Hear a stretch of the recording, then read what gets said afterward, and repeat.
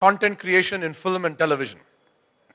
Now, this is a very, very hot and happening industry for many reasons. To make it very, very simple for all of you, VFX is something that is done using technology to help directors and creators of content to do things that cannot be done by the camera itself. So very often, when you want to create a new world, like Sir Ridley Scott wants to create the Aliens or Prometheus, he has to create a new world. If somebody wants to create a set, because now archaeologically you can't go and destroy an old building. So you want to create a set which no one will allow you to break an old house, then you recreate that old house and that heritage environment, maybe a rainforest, using visual effects. So there are many, many reasons why visual effects is used today to extend the life of storytelling. If you wanted to go and shoot Life of Pi, you would not be allowed to tame a tiger. So you have to create the tiger using visual effects. So this is just an opening statement for you. We have a fantastic panel. And the beauty of this panel is that I know all these four gentlemen very well. And I can tell you that they are not going to agree with each other. So you're going to have a really good time. Because they all are comrades in arms. By the way, they like each other, just to be clear. Yeah. And the house rules, I read the FICCI values say that you shall never break into a fist fight at a FICCI conference. It says that. So they're not going to do that either, at least I hope not. And I'm the moderator, so I'm going to try and shut up for as much as I can. But I'll start off on my extreme right with a round of opening comments. Start with Akhori. Akhori is here to defend the case for large multinationals. Akhori has been in media entertainment for the longest time. Every 10 or 15 years we become colleagues, and we've done that 3 or 4 times, right? So that makes us 65. And for the last 3 years, he's built one of the most hot and happening studios in Bangalore. The global brand is MPC, earlier called Moving Picture Company. And when he came in, we had about 15 people that we started with, and I think he took over the team at about 100, and now there are 400. But that's a horrible way to introduce anyone in media, is to talk about number of people. I'd like Akhori to just talk about the case of how does a global company making movies of the kind that they made come into a place like this, and start from scratch. And a quick opening comment, and then we'll work our way down the panel.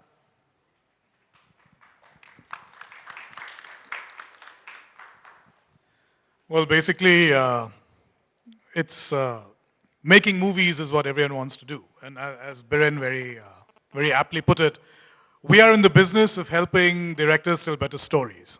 He's already said that, if you want to make a Life of Pi, you will not be able to have a tiger, you will not be able to shoot in the raging storms, all those things have to be created. And I think all of us on this panel, we agree, and we'd like to think that we enable the vision of the director not only to come to life, but we also enable them to have much broader visions for their films than they would normally have. It is, as with all things creative, as with the entire filmmaking process, it's never easy. There are lots of things that go into it. It's a very collaborative, like the filmmaking process itself, it's very collaborative. And visual effects is also very collaborative. And I think my other colleagues will also touch upon that, but I think I'll give it back to Biren for now. And once the opening round is done, then we can start off in right earnest. Thank you, Akhori. So the great thing about the team that Akhori runs is that the average age of 25, 24, 25, and they've been in this game for 4 years. And the movies that they worked on include Pirates of the Caribbean, Percy Jackson, the last 2 Harry Potters, Life of Pi, Prometheus, Skyfall, and about 12 more.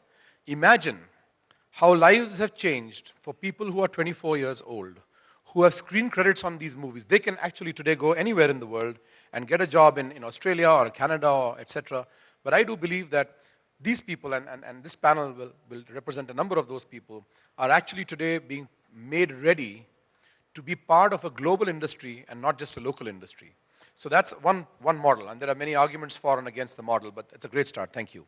I'm now going to come to a gentleman on my right who says that he actually worked putting visual effects on television in Chennai in 1982? 86. Or 86? Oh, you lost 4 years. Okay, and he's been doing this for the longest time.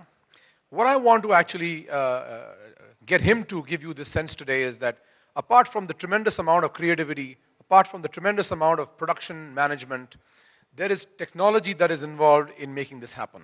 And that's both expensive, it's capital expenditure, and the biggest problem that studios have, if any of you start a studio, is you have to invest in all this infrastructure, then bring the people, then get a project, and by the time you might not have enough money to carry on and do it. So, what is your view looking at the last 10 years and the next 10 years, and where do you think that technology is going to play a role in making films as much as a great director, a great actor, a great producer? See, I love arts, but to create that, you need to have technology. Particularly in the industry of visual effects, either for movies or television or TV commercial, you need to have the best of technology to create the best possible output. Because the quality bar is being raised every time. Because you see in the same theater, maybe in a multiplex, you are seeing a Hollywood movie as well as you are seeing an Indian movie. The viewer is going to pay the same amount. So the expectations are very high. So only by exploiting what is available to us, we can create value for our end customer. So it is very important to understand what is available in our hands. We can always see a Hollywood movie, but when it comes to our local movie productions, there are a lot of severe limitations. But we can overcome that. We can overcome by using the technology in the smartest way. So I think today's panel will explore all the possible options on that. Thank you very much. The wise words come from a person who runs two businesses. His company is called Digital Magic, and he actually offers services in visual effects to a number of both local and international companies. But he also has an institute called Da Vinci, which is both in Chennai and in Malaysia, starting in Malaysia as well, in order to train people in this field. So he sees this both from an academic side as well as a production side, as well as technology developer and R&D.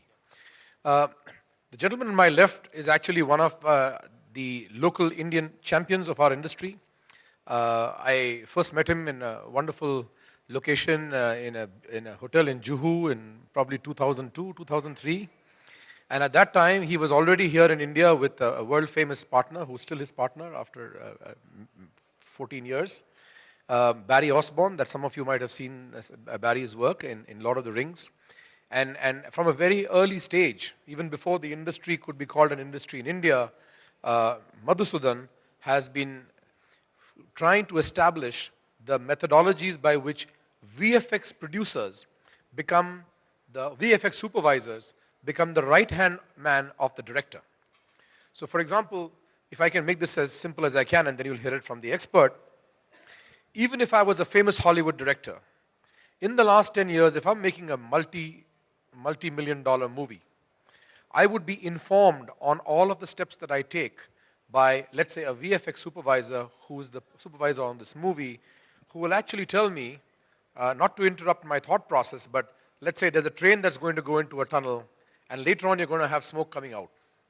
And he would probably tell the director that if you shot it from here and not from there, we could do this more easily or more effectively or more economically. So the partnership between directors and VFX supervisors in modern movie making globally is becoming a very, very well-established dynamic.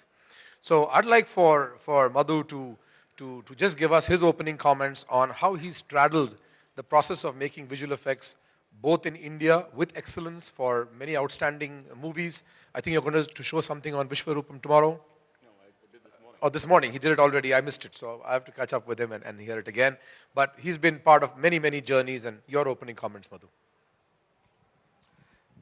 Good afternoon. It's good to be back here again. Yes, I'm so blessed to work with some of the great filmmakers around the world. But let me tell you this. When I started my career, I thought that I should be, let me track back a little more. I started my career by selling computers, so I had no idea about visual effects or animation, nothing of the sort. 2 years or a year and a half into that, then I started getting bored because it's very monotonous just go and sell the computers and come back and no idea about what computers can do at the time. I'm talking about 84, 85, even before that. Um, but I had the passion of storytelling, writing very early on. I grew up in a very small village. It's not because somebody said that in his biography, like, yes, I grew up like this. No, it's a fact. I grew up in a small village. I studied throughout in Tamil medium. I couldn't speak one word in English like until I was 24, 25. So, keeping that aside, um, I had the passion of writing, telling stories very early on. Though none of them got published even until today. That's a different story altogether. But somewhere that fire in my belly, pushed me towards when I knew something about computers, I thought like probably interactive education could be the next step. I never thought about beyond that. When I started, those days, there not even one single institute who could teach animation or visual effects. Nobody knows about visual effects, first of all. When I did a very small course called Animator Pro. I don't know how many of you even know the name of that. And also 3D Studio 2 or something like that, I guess. I did it purely with an idea of doing something interactive education. Eventually what happened was, again, a year from that, I thought the television commercial market attracted me so much because if somebody can tell a story in 30 seconds and sell a product worth billions of dollars, I think that's the most powerful medium to tell a story, to convince the audience to buy, rather than pull them for 2.5 hours to tell a story in the movie. I thought that's a great place to start my education in this. What followed was I did about 150 commercials, and I learned a little bit of filmmaking. Then I started dreaming about to see my name in only one film my entire career as visual effects person. What followed after that was like about 10 or 15 films, and then I thought I should get a recognition before I quit. That eventually happened in my 50th film. I got the national award in Alavandan. Then I thought I should do one Hollywood film my entire life, and I want to see my name in one film, and then just quit. My first break was Lord of the Rings, and then I worked on Click. Stormbreaker with Cinesite in Europe. Then I worked on Click, then Spider-Man 3, and then I Am Legend.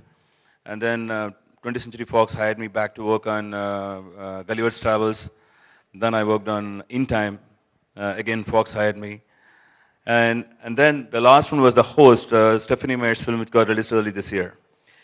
In the meantime, in the 14 years, I've done about 9 films with Kamal sir because it's more of a gratitude, passion, love towards him because his movie fetched me the national award. So, whenever he calls me, I just come and do it. So I'm so blessed to work with some of the greatest directors on earth. Like I worked with Peter Jackson, I worked with Sam Raimi, and I worked with Anthony Nicole, I worked with Kamal G, of course. Different cultures, different places, different locations, different stories, different canvas, different landscapes, different budgets. And it's quite interesting to go through this journey because in 14 years I learned how to make a $150 million film. And at the same time, Click was about $40 million film. I'm talking about the entire budget of the film. Lord of the Rings, $150 million for visual effects. So I've seen both sides. It's quite interesting. Now the biggest challenge is how do we come back and do same quality of work in India? I think that's the basic thing we're going to talk about it. So let's see how this goes. Wonderful. Thank you very much. Big round of applause to Madhu for having blazed those trails and made us very proud as a nation. Naveen has been a professional that has been, he's a second, at least a second generation in the media and entertainment industry. His family have got one of the largest repositories and collections of music library, the Lahiri Group. They are headquartered here out of Bangalore. Naveen is a person who took a different path and decided to go into the digital content production line and worked for several years in animation. Both here in Bangalore in a startup called Paprikas at that time, and a few other places, and then was in Prana in Mumbai producing some of the world's greatest movies for Disney, got involved in the journey on animation and visual effects, and has come back to Bangalore now to be an entrepreneur.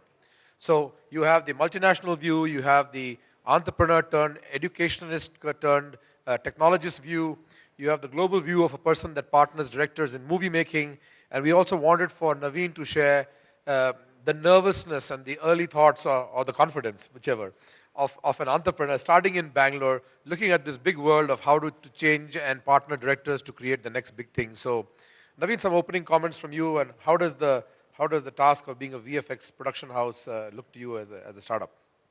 Well, I think as a startup, I'm on a good wicket. It's an optimistic wicket that I have.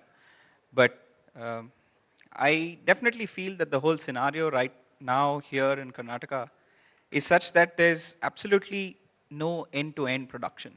Like one facility that can boast of editing in-house, DI in-house, visual effects in-house, animation in-house, sound in-house. I don't think there is a single facility like that. And my startup is actually into venturing into that whole arena and to create a world-class facility that can actually facilitate local filmmakers here with animation and visual effects in it. So that's pretty much the space that I come from. And in terms of the local scenario, I think the biggest challenges that most filmmakers are facing right now here is that for every little thing they have to run pillar to post, in fact, from each facility to another state altogether. For example, it can be editing. They'll probably do editing for a movie here in Bangalore, but they'll do their DI in Hyderabad, and probably do their DTS and their re-recording and stuff in Chennai.